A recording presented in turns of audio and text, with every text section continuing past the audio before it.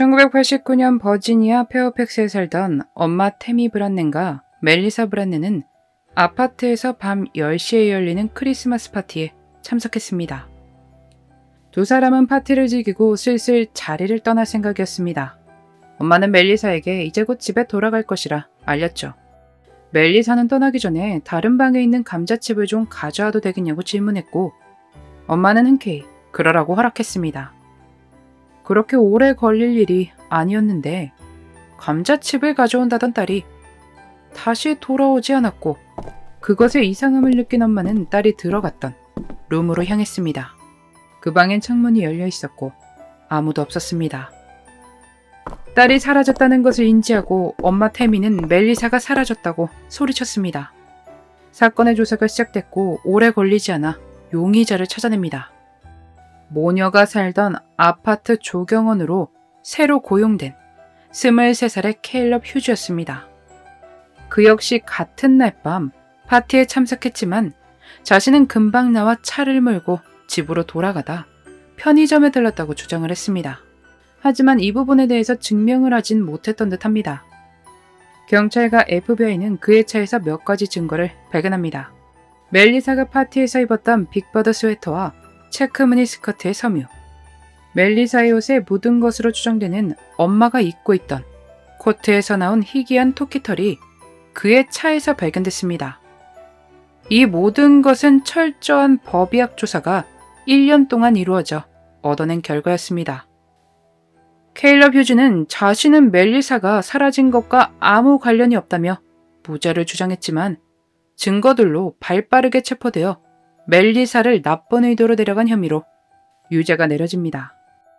50년의 형을 선고받았는데 당시에 버지니아에서 가석방 폐지 이전이었고, 감옥에서 모범수로 지내면 형량이 감축되는 얼토당토 않는 법이 있었습니다. 그 덕분에 그는 20년 이상의 바른 행동으로 가석방을 허가받아 29년의 형량을 살고 2019년에 풀려났습니다. 풀려난 케일럽 휴즈는 이런 부류의 범죄자로 등록이 됐고 버지니아주 린치버그 부근에서 살고 있다고 합니다. 아이러니하게도 멜리사의 엄마 태미가 버지니아를 떠나 다른 지역으로 이사했다고 하네요. 범인은 잡혔고 유죄도 선고받았지만 이 사건은 아직 끝나지 않았습니다. 여전히 멜리사가 발견되지 않았으니까요. 멜리사의 부모님은 케일럽 휴즈가 감옥에 있을 당시 그를 한번 찾아가 본 적이 있다고 합니다. 대화를 시도했고 멜리사의 행방에 대해 질문했습니다. 그는 내 딸을 데리고 간 것을 부인하지 않았지만 자신이 했다고도 하진 않았습니다. 엄마 태미는 케일럽 휴즈에게 자신의 딸을 데려간 것을 믿고 있다. 내가 원하는 것은 멜리사의 행방일 뿐이다.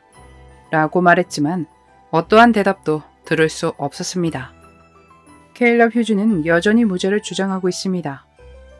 풀려났으니 이제 새로운 삶을 살아가겠죠. 경찰은 여전히 정보를 기다리고 있습니다. 그 당시 케일럽 휴즈를 알고 있었던 사람이나 이 사건에 대한 정보가 있는 사람들의 연락을요. 엄마 태미는 멜리사가 사망했다는 선언을 거부했고 여전히 살아있다고 믿고 있습니다. 사건이 발생하고 한참 후에 그녀는 재혼을 했는데 딸이 자신을 찾을 수 있도록 이름을 유지하고 있습니다. 멜리사가 발견되어 하루빨리 어머니의 품으로 돌아갔으면 좋겠습니다. 1992년 추수감사절 아침, 5학년 스코티 베이커는 학교의 사무실로 불려갔습니다. 검은 머리의 어떤 여성이 자신을 데리러 와 있는 것입니다. 스코티는 막 그렇게 그녀를 아는 것처럼 보이진 않았고 쭈뼛거렸지만 그녀가 아빠한테 데려가기 위해 왔다며 다정하게 말하자 안심했는지 그제서야 미소 지었습니다. 두 사람은 주차장으로 걸어나가 그 여성의 차에 올랐습니다. 아빠를 보러 간다는 이야기에 마냥 행복해하는 스코티를 보며 여성은 차를 출발시켰죠. 스코티는 차에서 조금도 이상한 낌새를 눈치채지 못했습니다. 그들이 타고 가는 차, 자신의 뒷자리, 빨래 더미로 덮인 뒷좌석에 새엄마 스테파니 베이커가 웅크린 채 숨어있는 것을요. 스코티를 학교에서 데려온 이 여성은 스테파니의 친구 수잔이었습니다.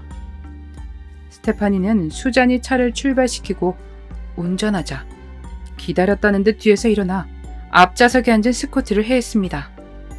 스코티는 필사적으로 저항했지만 그녀를 이겨내기란 어려운 일이었죠.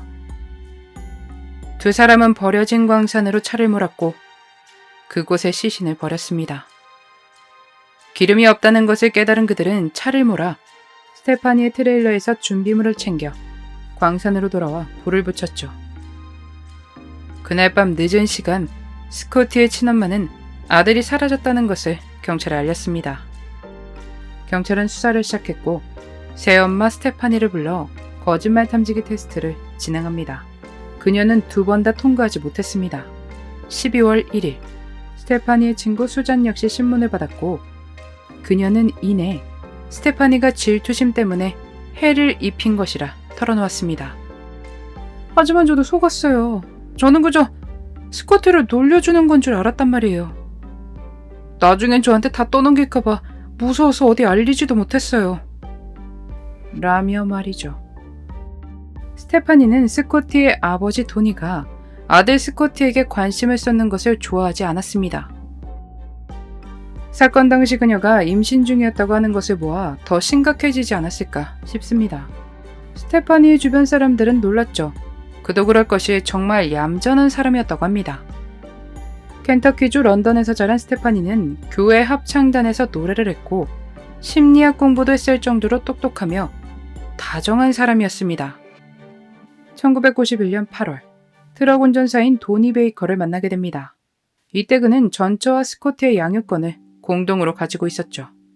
두 사람은 만난 지 6개월 후 1992년 발렌타인데이에 결혼을 하는데 이때 스코티가 반지 전달을 해주었습니다. 스테파니는 월마트에서 일하며 그곳에 스코티를 데려와 장난감을 사준다던가 마당에서 함께 놀곤 했습니다. 그러나 이런 좋은 사이가 오래가지 못하는데 아버지 도니가 트럭 운전사다 보니 집에 들어오는 일이 적었고 자신이 집에 오지 못하는 만큼 최대한 아들 스코티와 많은 시간을 보내고 싶다고 못 박았다고 합니다. 어린 새 신부 스테파니는 이런 행동에 납득하지 못했고 두 사람이 어딜 가든 동행하지 않았습니다. 스코티의 친엄마에 따르면 스코티도 스테파니가 자신에게 질투를 느끼고 있다는 것을 알고 있었다고 합니다. 그래서 두 사람이 대화를 나눈다거나 그런 것이 없었다고 하네요. 추수감사절 전날인 월요일 11월 23일 도니는 스테파니에게 연락해 추수감사절 이후에 테네시로 운전할 것이라는 계획을 이야기하는데 자신도 따라가고 싶다고 대답했습니다. 이미 스코티를 데려가기로 했는데 스테파니는 그 소리에 화를 내며 스코티가 가면 자신은 가지 않을 것이라 말했죠. 그리고 다음날 스테파니는 수잔과 함께 광산의 스코티를 처리하고선 중간에 트레일러에 잠깐 들렀을 때 도니에게 이런 음성 메시지를 남겼습니다. 안녕 자기야. 내가 당신을 얼마나 그리워하는지 말해주고 싶었어. 사랑해. 그러곤 다시 차를 몰고 나와 광산으로 돌아와 불태운 것이죠. 정말 소름이 끼칩니다. 1994년 수잔은 강제로 누군가를 데려온 혐의와 해한 혐의로 26년형이 내려졌고 스테파니는 죄를 인정하고 종신형을 선고받습니다. 이 사건의 최악은 스테파니지만 아버지에게 책임이 없다고는 말하지 못하겠습니다. 결혼을 하지 말아야 했던 상황이 아니었나 생각이 드네요. 게다가 두 사람의 사이가 좋지 않다는 건 역시 알고 있었습니다. 스테파니는 그에게 음성 메시지를 남기며 이제 그는 온전히 자신의 것이라며 기뻐했을까요?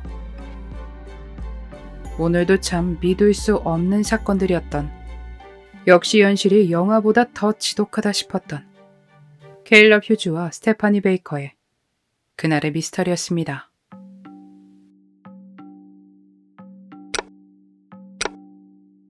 마지막까지 시청해주셔서 감사합니다.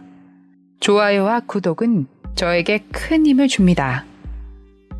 오늘 하루도 수고하셨습니다. 좋은 밤 보내세요.